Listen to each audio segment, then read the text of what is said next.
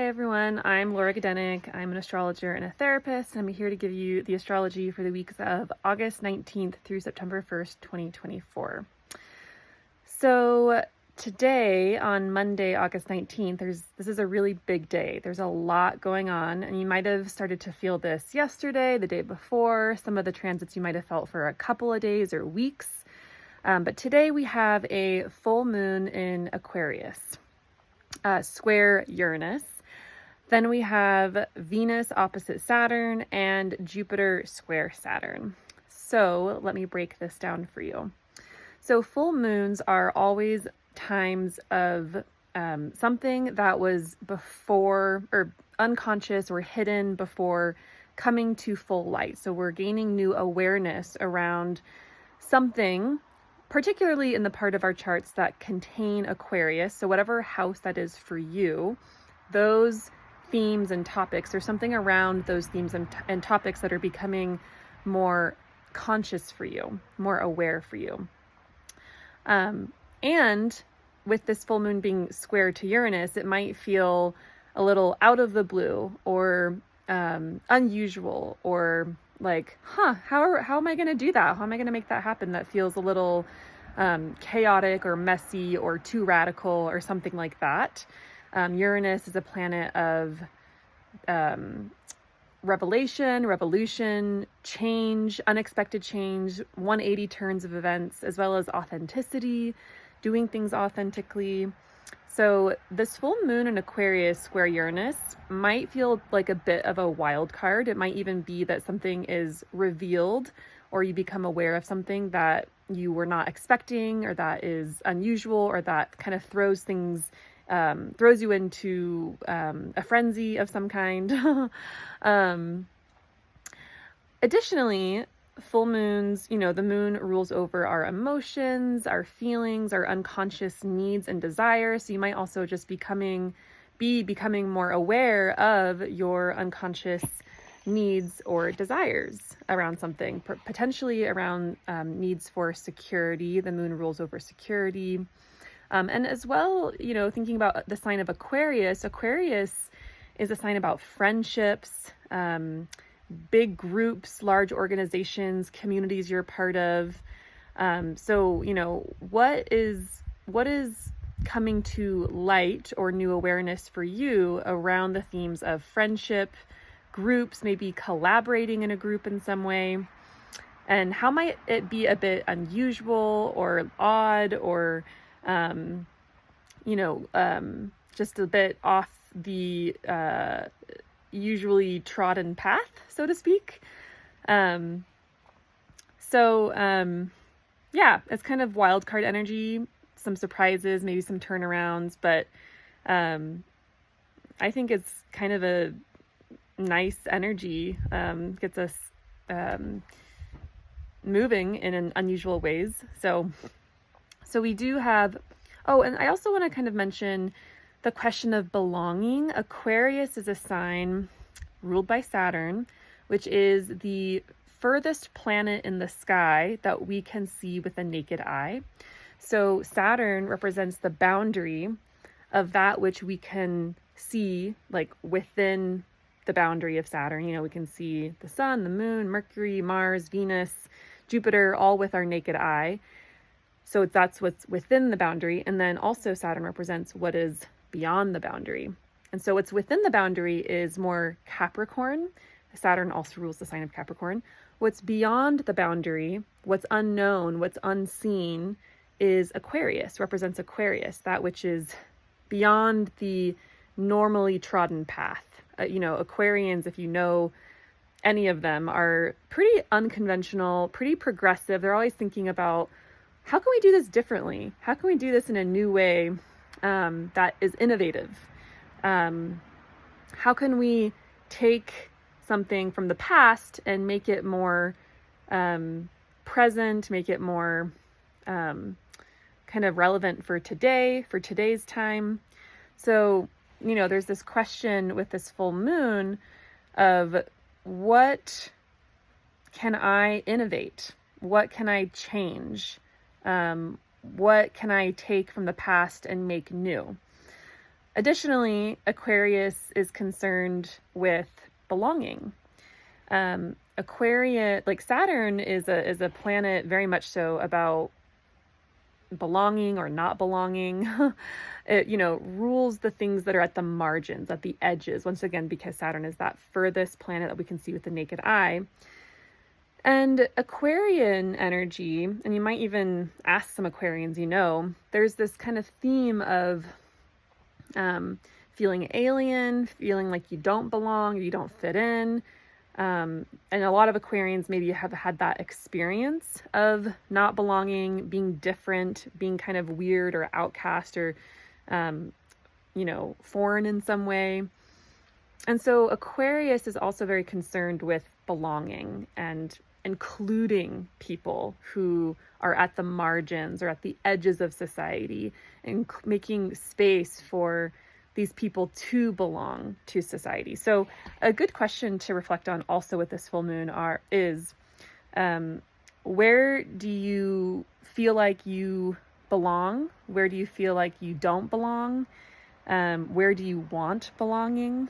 How can you make that happen for yourself? How can you include yourself? How can you include others? Or kind of make changes to something, a situation maybe at work, in your personal life, where you're being more inclusive. So some things to think about. Okay, so moving on, still today, Monday, August 19th, we have also Venus opposite Saturn. And Venus just made a square to Jupiter yesterday on the 18th. And Venus and Jupiter want things to grow and expand and be lovely and celebrative and joyful. And Venus is the planet about love, relationships, pleasure, beauty. Jupiter is about growth, expansion, healing.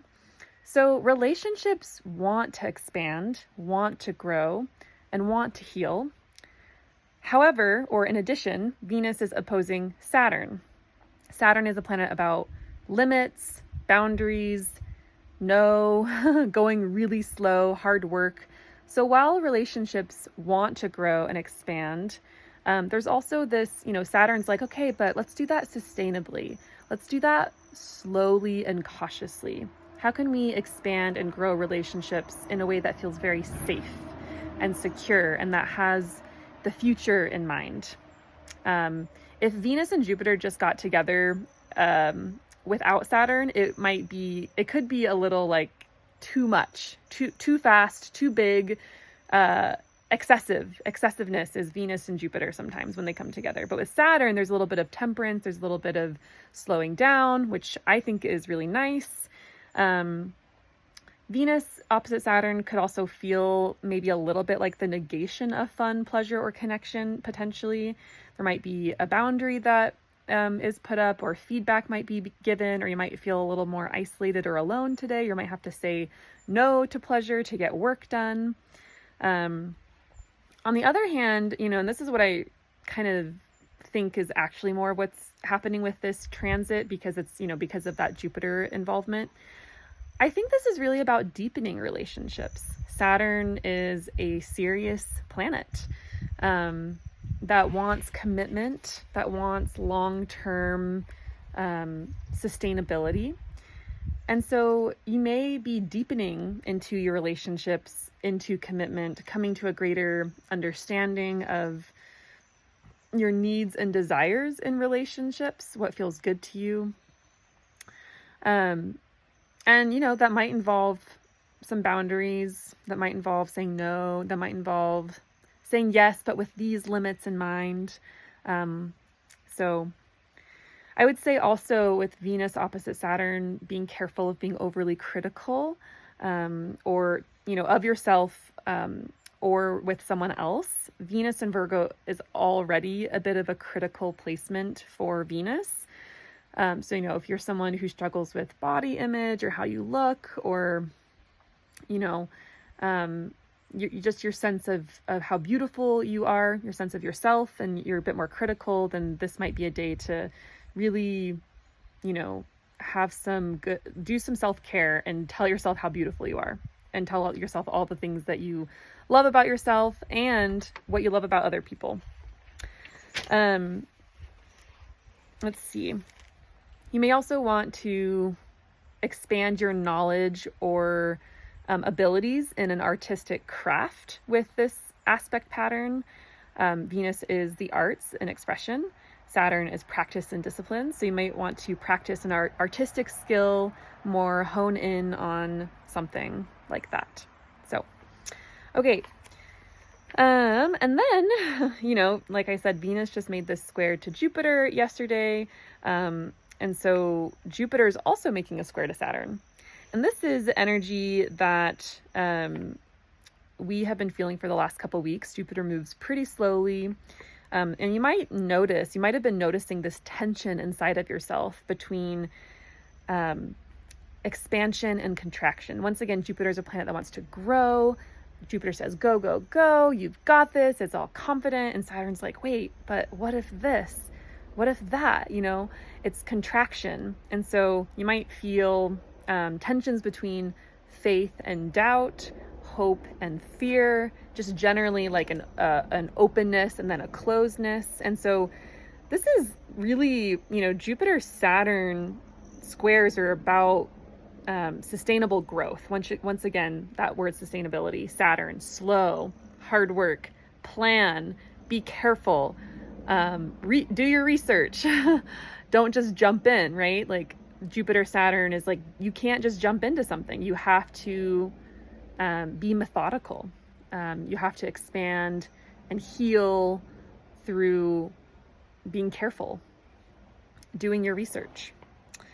Okay, so this is part one of this aspect of, where you're growing. And also this is with regards to the part of your chart that contains Gemini, which is where Jupiter is, and Saturn, Pisces, which is where Saturn is. So whatever houses those are for you, this is where you're being invited to slowly grow and expand, but with a plan in place and to kind of test those doubts and fears. We're going to feel this energy again on December 24th and a couple weeks before, and then again in June of 2025. That's going to be the third square between Jupiter and Saturn. So this is really just part one of a 3-part series. So this is all happening today, Monday, August 19th. So just so much energy today. You're going to be noticing this probably tomorrow and the next day. You've probably been noticing this for the last couple days, maybe even the last week. So just lots of stuff happening. I would encourage you to journal about your experience, about how these are playing out for you. Okay, moving on. Thursday, August 22nd, the sun heads into Virgo. Virgo season begins, which is lovely. We love Virgo season, at least I do, but I'm biased because I am a Virgo. It does indicate more mutable messiness, and I say mutable because Virgo is a mutable sign. Mutable signs are the signs that end a season and begin another. So Virgo season is the end of summer heading into fall. And it's messy because there's things going on in Gemini and in Pisces, also mutable signs. So kind of a little bit of chaotic energy, which is fine. Sometimes we need a little messiness.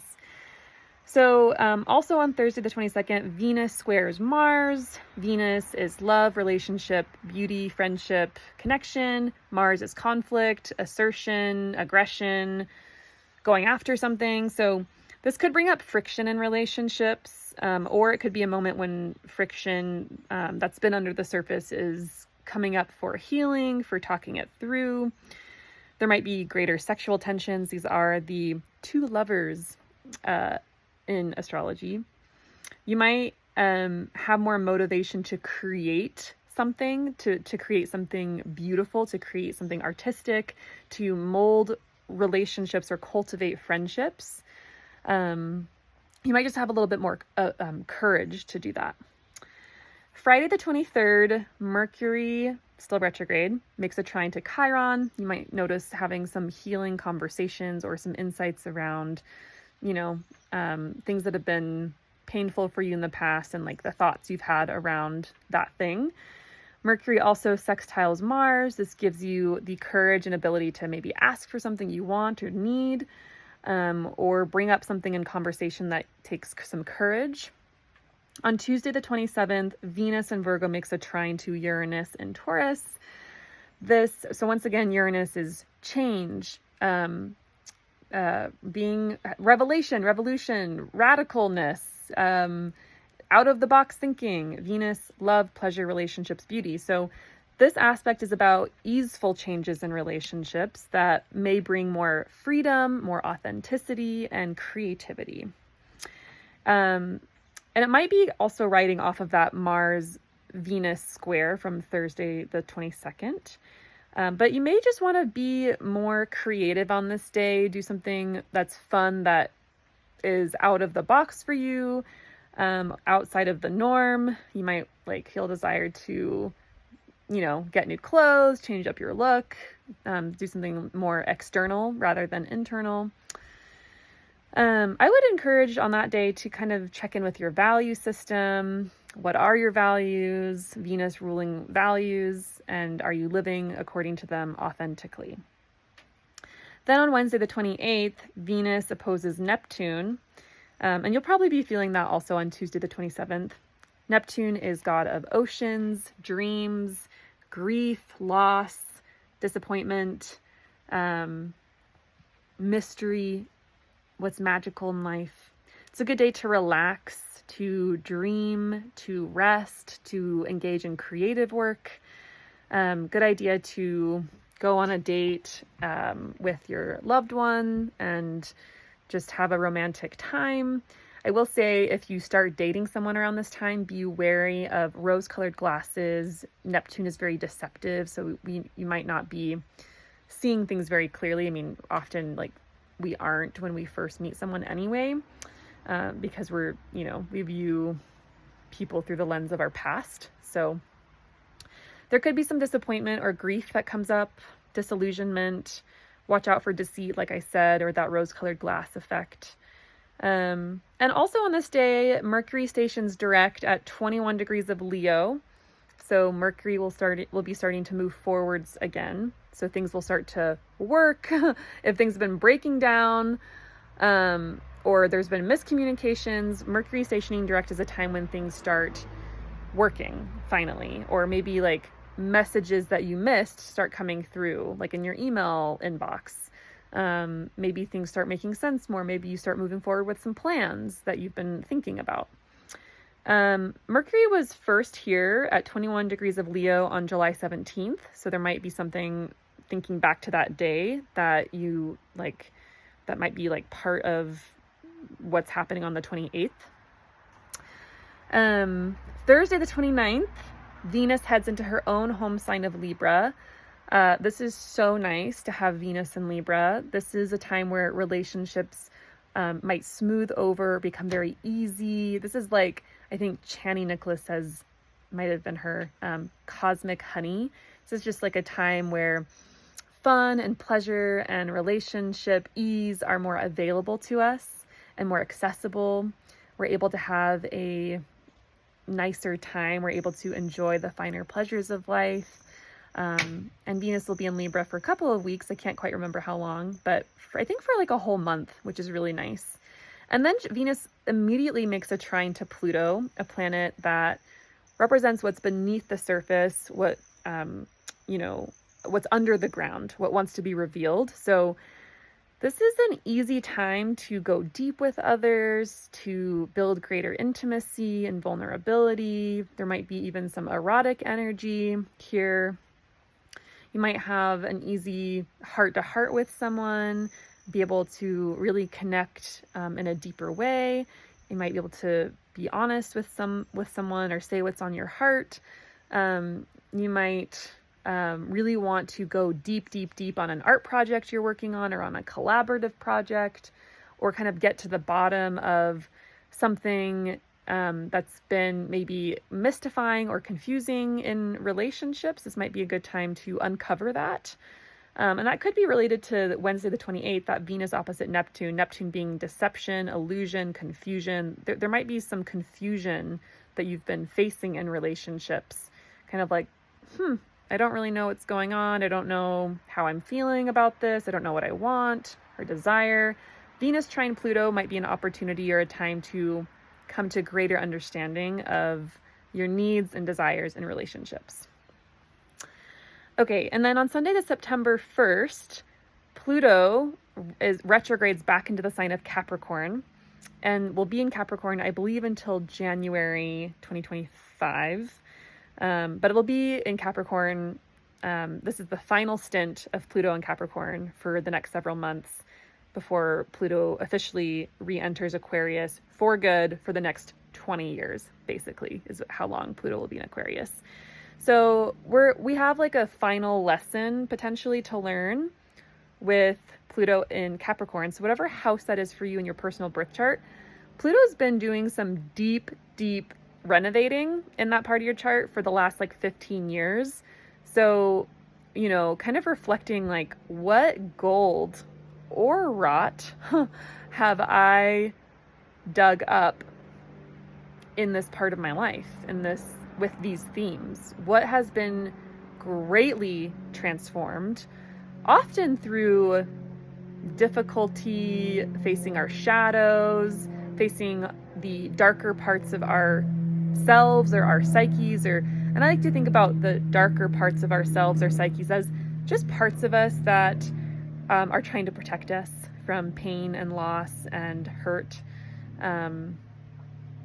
But yeah, getting in touch with those parts of us that maybe have caused damage in order to protect us. Pluto likes to uncover that stuff. And it's been doing so in Capricorn for the last 15 years, like I said. So this is like a last final little like lesson potentially, or like wrapping something up, or kind of like review, like, oh, what have you been learning in this part of your chart?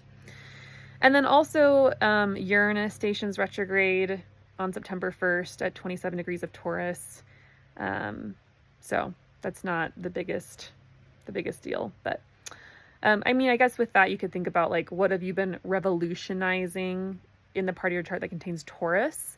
What has been what have you been gaining greater understanding of? What you need changes in? What has been drastically changing? So, okay, that is the astrology for the next couple weeks. I hope this was useful.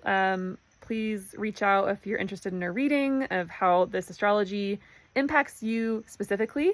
We all are in our own timing. We are all in our own unfolding in this life, and the planets can show us what cycle and season of life we're in. And so astrology can be really useful for planning. So please reach out if you're interested. Otherwise, I hope you have a beautiful next couple weeks, and I will see you again soon.